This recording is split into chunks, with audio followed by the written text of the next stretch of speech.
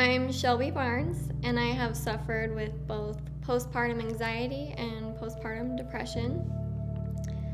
I have 2 children that I love dearly, and both my experiences with them were totally different. I grew up with a mom who suffered from debilitating depression. She spent most of her days in bed, and I never understood, why can't she snap out of it, just stop feeling that way. Postpartum wasn't really talked about at the time my siblings and I were being born, but talking to my dad and family, I definitely feel like that's what the start of her depression was. And it just got so out of hand. She looked down paths she shouldn't have to find a way out, and I just had a goal that when I was a mom, that wasn't gonna be me. So I was, it was about 5.5 years ago, I had my daughter, and I got pregnant super quick, which I always thought I was gonna have a hard time, so that was great that I didn't have to struggle that way. And then I wanted a girl. I secretly wanted a girl first, and then that happened. So it seemed like everything was happening just how I wanted it to. So I just knew that I was gonna be super mom. I just knew things were going my way. This was my time to do what I had always dreamed of, and that was being an awesome mom. The day my daughter was born, my husband got a phone call as we were in the hospital saying he was being shipped out of town for work, relocated, and he had about a week. So I knew that there was a chance that could happen, and I just wasn't prepared for what was ahead. Leaving the hospital, I just broke down and cried, and the nurses were kind of, it's okay, this is normal. But I literally was so terrified. Most people can't wait to get home after they have a child, and I was like, can you please just keep me here? You guys know what you're doing, I don't. When we got home, that first night was awful. I had so much anxiety. I was like, if I lay her on her back, what if she spits up and chokes on it? What if I lay on her belly and she, smothers in her blanket or on her side? I don't know. So she was on my chest the entire night, and I got no sleep. And I just kind of thought that was the first night home, and it was gonna get better. Well, then I started having these pictures of her in her crib, and our house starting on fire, and her being trapped in there, and I couldn't get her out. So I never let her sleep in her crib. I literally could not, and my family would be like, she needs to be napping in there, she needs to get used to her crib, and my husband was out of town. I was home alone, so it wasn't a big deal to just have her in bed with me, but they didn't understand that I literally could not, I could not put her in that crib because I just had those terrifying images it was just surreal, it was terrifying. On top of my husband being out of town and me basically being a single mom, I had my own business that was growing, and it was going awesome.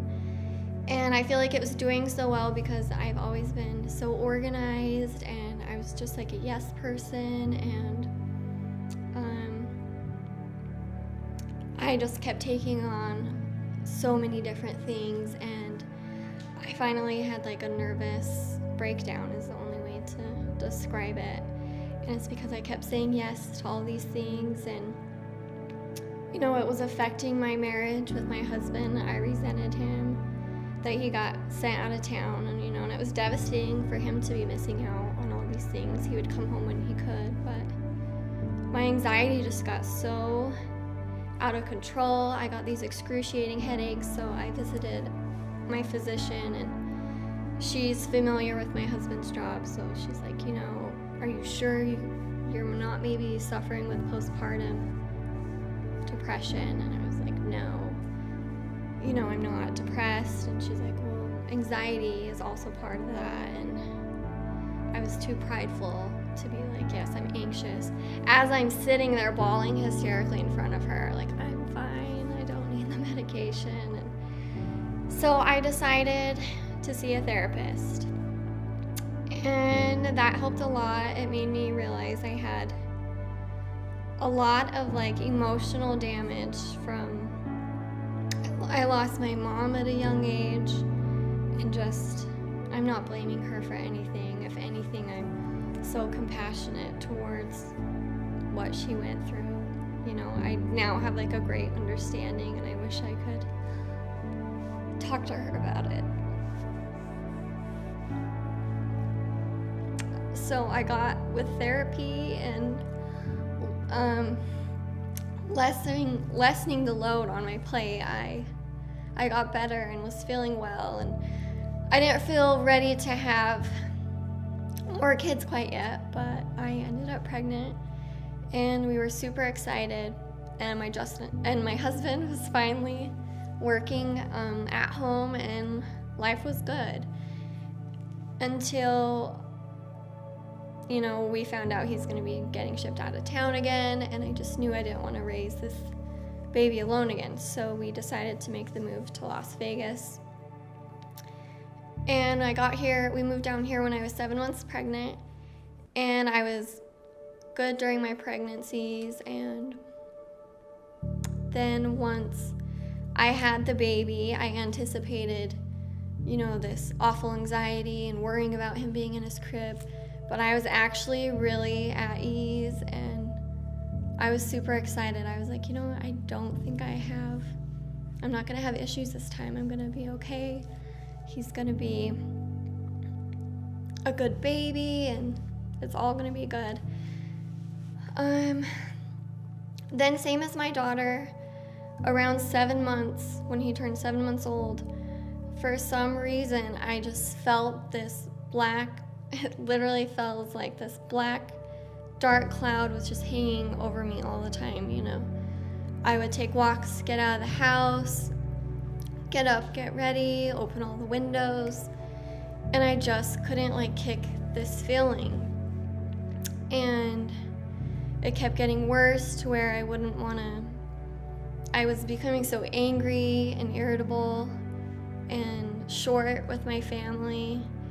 I couldn't even stand myself, so I just sort of disconnected from my children, my husband, my family, my friends. I wouldn't pick up my phone because I knew if I couldn't stand myself, that there was a chance they couldn't either.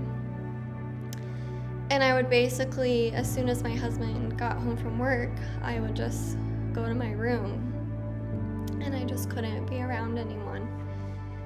And I kept telling myself, it's okay to not be okay. That was kind of my thing that I told myself to get through. It's okay to not be okay. I was trying to, be gentle, and until the suicidal thoughts kicked in, and I was almost, fantasizing about driving my car off this cliff, it almost sounded kind of nice because I wouldn't have to be feeling these feelings that I was feeling. And one day my daughter came in to my room,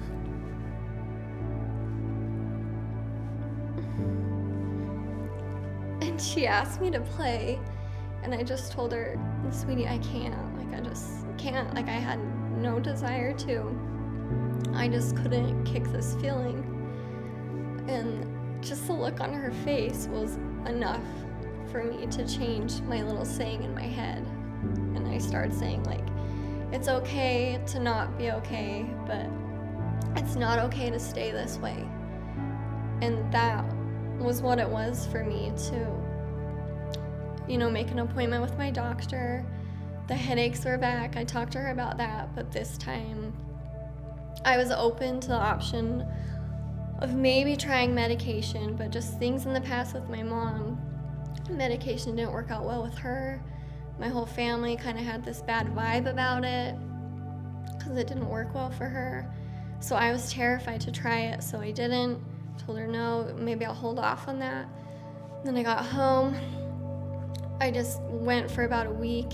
Then I finally had to call her, and I just started a low dose. And within 2 days, I felt those feelings of wanting to hurt myself just stopped. I wanted to take the time to play with my kids, and it's been about 1.5 years. And though I still have, hard days like everyone does, I want to be alive, and I don't want to miss a thing that my kids do. I want to play with them. I want to, grow old with my husband. And if you're struggling, just know that it'll pass, and it's okay to not be okay, but you can't stay that way. Your family needs you. Your friends need you. Most importantly, your kids need you. They were sent to you for a reason, and you just need to, fulfill that duty, and you can do it, and to hang in there, because it will get better.